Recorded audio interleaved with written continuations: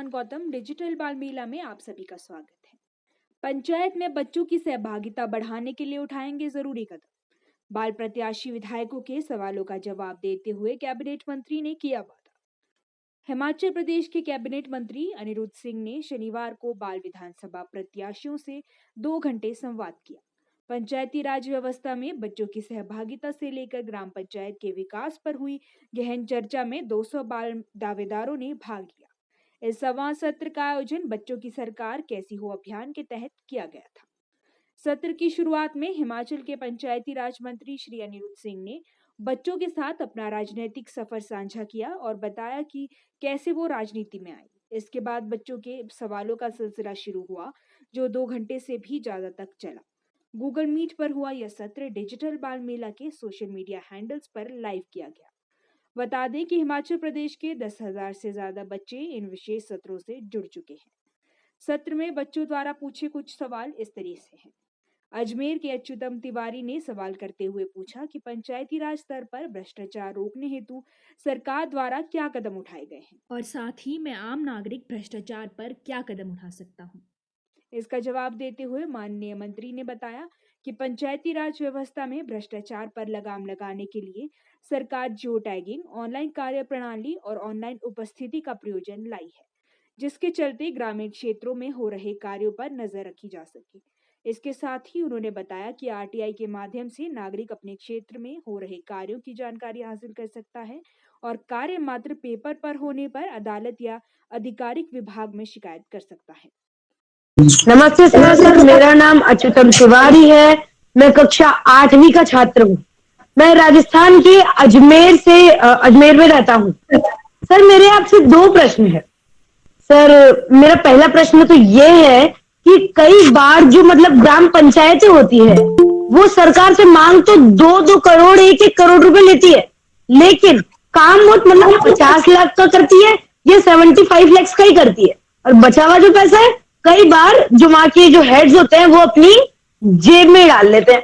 तो सर, आपका क्या मानना है? अगर कोई आवाज भी उठाना चाहता है अपनी, तो वो उठा नहीं पाता। अगर वो पुलिस में जाता है तो पुलिस जो पुलिस होते हैं वो उनके अंडर में होता है, वो उन्हें भी थोड़े बहुत पैसे खिला देते हैं। तो सर, ऐसी स्थिति में सरकार को क्या बदलाव करना चाहिए? और सर, दूसरा जो प्रश्न है वो मैंने अपनी जो स्कूल में क्लासेस होती है उससे रिलेटेड ही है कि हमारी मैम ने हमको बताया था कि अमरनाथ, सर वो भी शिमला जैसी बहुत ठंडी जगह है, वहां पे जो शिवलिंग पहले 1-1 1.5 महीने तक रहता था, बनाया हुआ 1-1 1.5 महीने तक रहता था। आजकल वो केवल 11 से 13 दिन ही रहता है। क्यों? क्योंकि पर्यटक भी इंसान ही है और वो छोड़ते कार्बन डाइऑक्साइड है, जो कि गर्म गैस है, जिससे वो शिवलिंग जल्दी पिघलता है।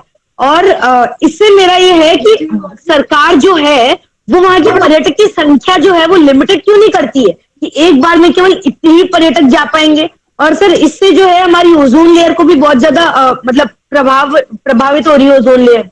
आपका क्या मानना है? धन्यवाद जी। संदीप जी, जो आपने बात करी, सर अच्युतम है मेरा नाम। अच्युतम। अच्छा, इसमें आपका आ रहा है ना अच्युतम। आपने जो बात करी करप्शन इन ग्राम पंचायत, इसके लिए जो है ये बिल्कुल बात आपने बिल्कुल सही कही है। और हमारे पूर्व प्रधानमंत्री राजीव गांधी जी ने भी यही बात करी थी कि अगर 100 रुपए चलते हैं तो ग्राम पंचायत तक जो है वो 10 रुपए ही पहुंचते हैं। डेवलपमेंट के काम में 10 रुपए ही लगता है। ये उस टाइम बोलती थी, कब 80s में बोलती थी उन्होंने, 80s में बोलती थी, 84 के बाद 86 में ही बोलती थी कि ये तो धीरे धीरे जो है करप्शन एक बहुत बड़ी बीमारी जिसको बोलते हैं वो है। और मैं इसके लिए बोलूंगा कि अब आज की डेट में जो पंचायती राज सिस्टम है उसमें बहुत बदलाव करे गए हैं। हर स्कीम जो है, चाहे वो मनरेगा की स्कीम हो, चाहे वो आपने जैसे बोला 1 करोड़ का काम उन्होंने पैसे मांगे, 1 करोड़ मांगे पर 50 लाख रुपए या 70 लाख रुपए ही लगते हैं। इसके पहले पूरी प्रक्रिया होती है कि एक एस्टिमेट बनता है। पहले एस्टिमेट बनने के बाद अब काम जो है आप देखते हैं कि मैक्सिमम जो है ऑनलाइन हो गया है। चाहे वो मनरेगा के दिहाड़ीदार हो, चाहे वो डेवलपमेंट वर्क कोई भी होगा, उसमें GRS रखे गए हैं, ग्राम पंचायत में सचिव रखे गए हैं, उनको जियो टैगिंग करनी पड़ती है। ये नहीं कि भी काम कर दिया और कागजों में काम कर दिया, जो आप बोलना चाह रहे हैं कि पेपर्स में काम होता है पर फिजिकली जो है वो हमारे को दिखता ही नहीं कि इतने पैसे लगे कि नहीं लगे हैं। और धीरे धीरे जैसे जैसे कंप्लेंट्स बढ़ती जा रही हैं वैसे वैसे सरकारें जो है वो बिल्कुल इसके ऊपर गंभीर है। जियो टैगिंग की मैंने आपको बात करी, गांधी जी 2005 में जो है मनरेगा आरटीआई लेके आई, राइट टू इंफॉर्मेशन का एक्ट लेके आई है। आप आरटीआई में आप भी ले सकते हैं, कोई आपको मना नहीं करेगा। अगर कोई आपको जवाब नहीं देता है तो उसकी आप अपील भी कर सकते हैं और उसके आप अपील करने के लिए आप सक्षम हैं। जहां तक अमरनाथ जी की बात करें, अमरनाथ जी जो है वो नेचुरल पानी वहां पे गिरता था, उससे शिवलिंग जो है एक बनता है एक समय के लिए। ये बात बिल्कुल ठीक है, पहले वो 3 महीने 2 महीने रहता था, पर इतनी अब जो है जल्दी पिघलने लग गया है, वो कोई 15 दिन में 20 दिन का समय अब रहता है। इसके 2 कारण हैं, एक जो आपने बोली कि पॉपुलेशन और एक इसका मुख्य कारण जो है वर्ल्ड ओवर जो ग्लोबल वार्मिंग जो हमारी चल रही है उसकी एक बहुत महत्वपूर्ण कारण है। इस साल तो हिमाचल प्रदेश की अगर मैं बात करूंगा तो यहाँ पे शिमला में बर्फ भी नहीं पड़ी इस साल, हर साल पड़ती थी, और बारिशें भी जो है जब होनी चाहिए थी तब नहीं हुई है, क्योंकि ग्लोबल वार्मिंग के कारण जो हमारे पश्चिमी जो हमारे जो है सीजन जिसको बोलते हैं, ऋतु बोलते हैं, ये भी आगे के शिफ्ट हो गए हैं। जिस टाइम बरसात होती थी अब उस टाइम नहीं हो रही, उससे 1 महीने बाद या 1.5 महीने बाद शुरू होती है, या प्री मानसून होती है या प्रो मानसून होती है, जो होनी चाहिए। ये और सारा कारण ग्लोबल वार्मिंग का है। और पूरी दुनिया जो है आज यूनिसेफ से लेकर यूएन से लेकर सारी जो है ग्लोबल वार्मिंग के ऊपर काम कर रही है। तभी बार बार बोला जाता है कि पेड़ लगाइए, पर्यावरण को बचाइए, क्योंकि ग्लोबल वार्मिंग से हमारे को बचना है। कितना बच पाते हैं ये बात की बात है। धन्यवाद सर मेरे को आपका जवाब बहुत ही अच्छा लगा, और मतलब हो सकेगा तो मैं आपसे कभी मिलने भी आऊंगा। जरूर, आप सुना आइएगा, किसी से भी पूछ लेना, वो आपको एड्रेस भी साथ बताएगा, फोन नंबर भी साथ देगा। हिमाचल प्रदेश की निवासी निवेदिता जस्टा ने पूछा कि पंचायती राज व्यवस्था में विकास दर कम होने की क्या वजह है। इसका जवाब देते हुए पंचायती राज मंत्री अनिरुद्ध सिंह ने बताया कि किसी भी ग्राम पंचायत के विकास हेतु प्रधान जिम्मेदार होता है। ऐसे में अगर आपके ग्राम में विकास नहीं हो रहा तो आपको अपने सरपंच पर सवाल खड़े करने चाहिए और कार्य न होने पर चुनावों में सही सरपंच प्रत्याशी को जिताना चाहिए। So firstly, very congratulations, sir, that you have become the Panchayati Raj Minister. I would like to compliment you for giving the opportunity to me for ask this question. Firstly, I would like to ask you that there are a lot of backward areas in the Panchayat and which are not able to get proper prerequisites. Like there are not proper health center and there are not sports playground in the Panchayat. And how can we develop these prerequisites backward areas so that the children of the backward areas can achieve success in their life? Nivedita, a very good question to ask. I would like to tell you कि development की जहां तक आपने बात करी वो सबसे ज्यादा जो है पंचायत प्रधान के ऊपर डिपेंड होती है, बिकॉज मैक्सिमम पंचायती राज में सबसे ज्यादा जो इम्पावरमेंट दी हुई है राजीव गांधी जी द्वारा दी गई थी 3 टायर सिस्टम में, वो पंचायती राज सिस्टम को दी गई थी। हर चीज जो है वो कोरम के हिसाब से चलती है, जनरल हाउस के हिसाब से चलती है। सरकार की तरफ से किसी भी पंचायत जो 15 फाइनेंस के पैसे हैं वो as per population and as per the area of the gram panchayat उस हिसाब से पूरे हिमाचल प्रदेश में जाते हैं। There are total 3615 gram panchayat in Himachal Pradesh, और उसमें पॉपुलेशन के आधार पे और एरिया के हिसाब से पैसे बढ़ते हैं। तो आपने हेल्थ सेंटर्स की बात करी है, क्योंकि वही बात है कि एक पंचायत को मिली एक हेल्थ सेंटर या एक डिस्पेंसरी, दूसरी पंचायत में भी डिमांड करी है।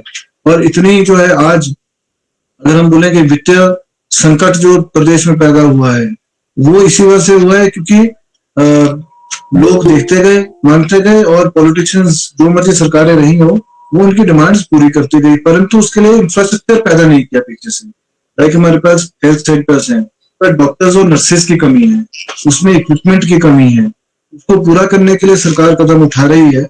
और जो रास्ते और नालियों की आपने डेवलपमेंट की जो बात करी उसमें कई चीजें आती हैं, न केवल रास्ते या नाली या रेलिंग्स या छोटी छोटी, देखो हर गांव की अलग समस्या है, ये मैं समझता हूँ। अगर आपका चौपाल में अगर आपका कोई पंचायत होगी, आपकी पंचायत में कम से कम भी 15 से 25 गांव होंगे और हर गांव की अपनी अपनी समस्या है। कहीं अगर फुटपाथ की समस्या है तो कहीं पे आपकी लाइट की समस्या होगी। तो अलग अलग समस्याएं हर गांव की है, जिसके लिए सरकार बिल्कुल काम कर रही है। और जो है प्रधान को थोड़ा एक्टिव हर जगह रहना चाहिए। कई हमारी ऐसी पंचायत भी हैं जहाँ प्रधान जो है बहुत एक्टिव है और वहाँ डेवलपमेंट ज्यादा रहती है।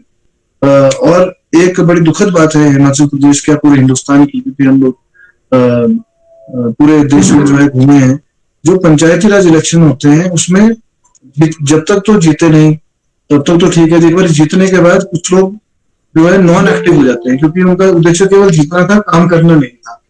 और क्योंकि नेचुरली कोई ना कोई पंचायत में एक दूसरे को सपोर्ट तो करता ही है, तो एक द्वेष भावना के रूप में कि उसने मेरा काम नहीं किया या उसने मेरे को इलेक्शन में सपोर्ट नहीं किया, हम उस क्षेत्र का काम नहीं करेंगे, ये अपने दिल में कभी भावना आ जाती है जो कि सरासर गलत है। तो हम बिल्कुल इंश्योर करेंगे कि जो भी पंचायतों में, और इसी के लिए मैं बताना चाहूंगा, समय समय पे गवर्नमेंट्स जो है जो फंड्स डालती है और वो अनस्पेंट रहते हैं, वो हम लोग वापस जो है 2-3 साल बाद वापस हम लोग मांगते हैं, क्योंकि वो अनस्पेंट मनी है और दोबारा क्योंकि नई स्कीम में वो लगा सके। गौरतलब है कि इस सत्र का लीडर अजमेर के अच्युतम तिवारी को चुना गया, जिन्होंने अपने प्रश्न से कैबिनेट मंत्री को प्रभावित किया। डिजिटल बाल मेला की फाउंडर जानवी शर्मा ने इस सत्र को होस्ट किया और बताया कि LIC द्वारा प्रायोजित बच्चों की सरकार कैसी हो अभियान के तहत 12 जून को शिमला विधानसभा बाल सत्र का आयोजन किया जाएगा। हिमाचल प्रदेश के शिक्षा विभाग के तत्वाधान में हो रहे इस अभियान के तहत आयोजित विशेष बाल सत्र का आयोजन HP विधानसभा स्पीकर श्री कुलदीप सिंह पठानिया और मुख्यमंत्री श्री सुखविंदर सिंह सुक्खू